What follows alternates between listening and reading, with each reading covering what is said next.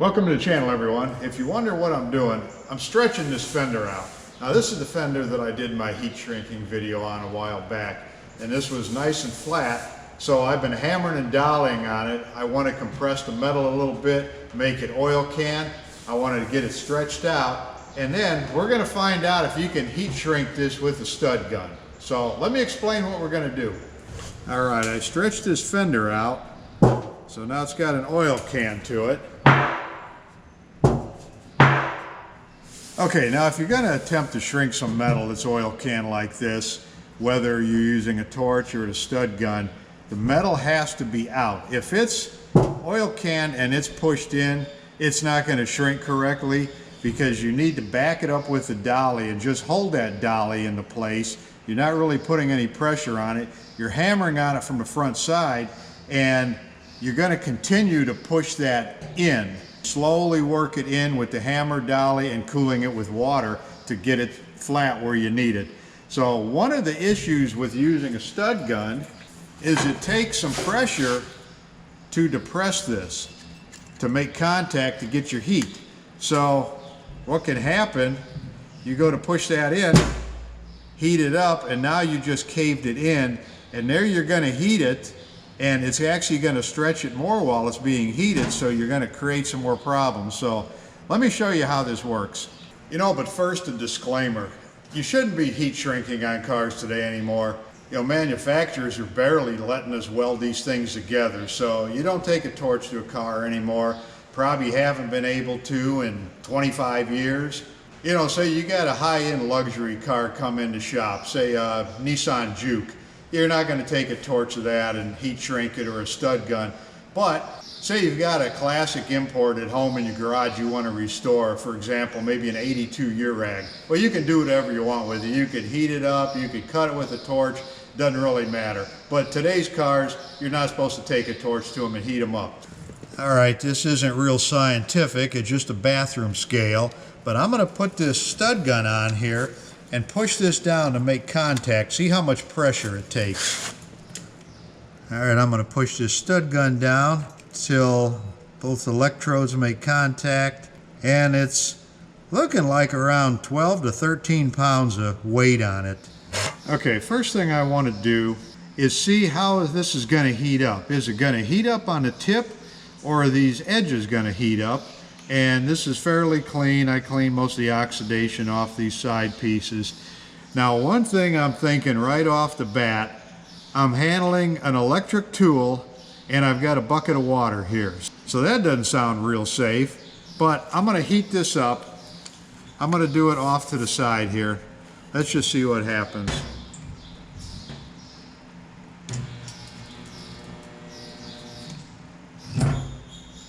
Well, the first thing I could see, it pushed it in pretty good, and it really didn't get red hot.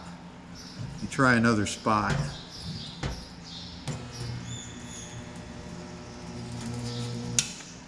It's getting red, but you can see it caved that in pretty good, and you'll lose the heat as soon as you take it away. All right, let's try it on our spot up here. I've got my hammer and dolly ready. And if you remember from my heat shrinking video with the torch, you have to work quick. You heat that up fast, about the size of a dime, and as soon as you can get that torch out of there, you're hammering and dollying on it. So let's see how quick we can do it with this. Let me put 911 on speed dial in case something happens. Well, that's not good. Let's try going off the high spot, the center of it first.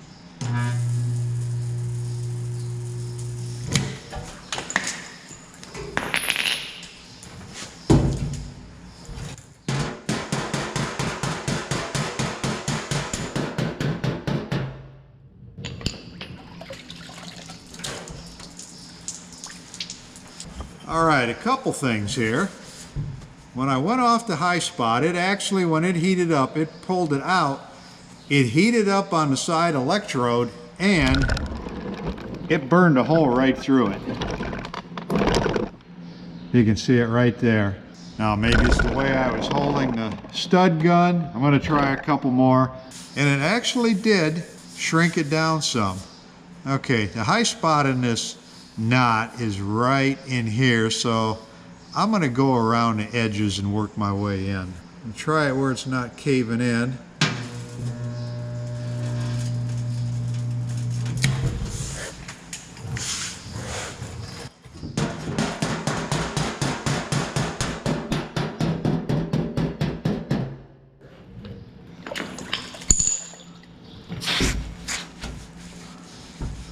It did burn another little hole right through there. I'm going to file those tips down, get them nice and clean, see if that helps.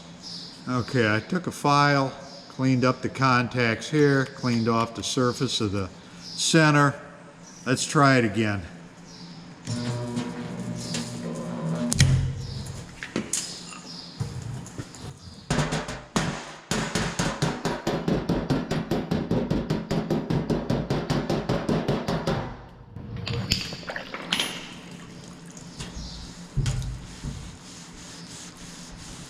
When I pushed on this spot, it actually went in a little bit. It did kind of straighten out. It's not really too bad, and it didn't burn a hole.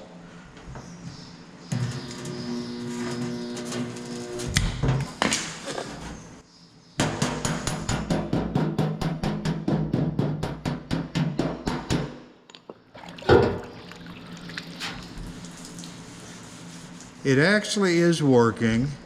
Not ideal, but it does shrink it.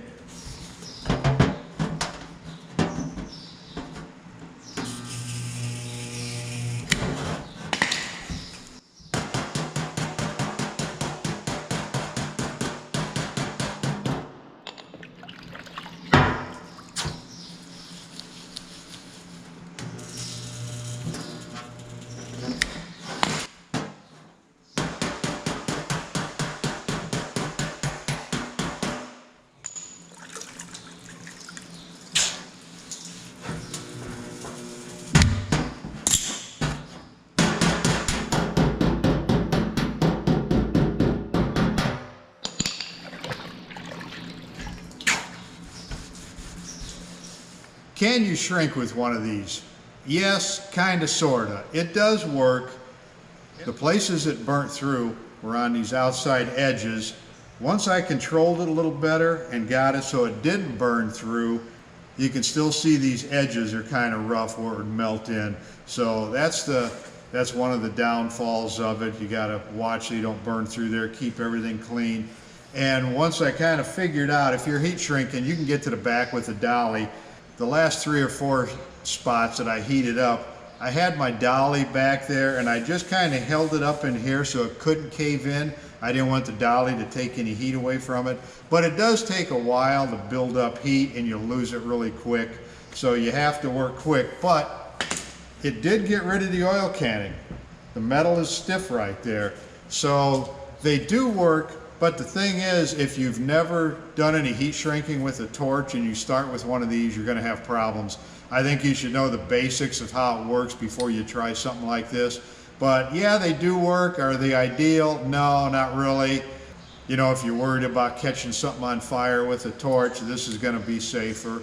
Once again, you shouldn't be shrinking on a newer car anyway. But if you're restoring an older car or doing your own work at home, it's fine.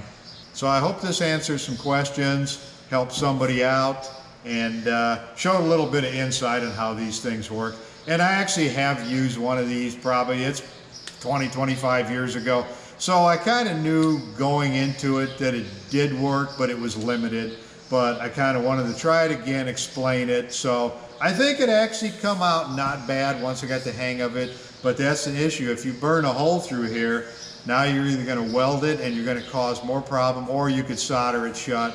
So that's something to consider too. So that'll do it for this video. Send me some comments. Let me know. Do you use one of these shrink tips on a stud gun? What kind of results do you have? Thanks for watching.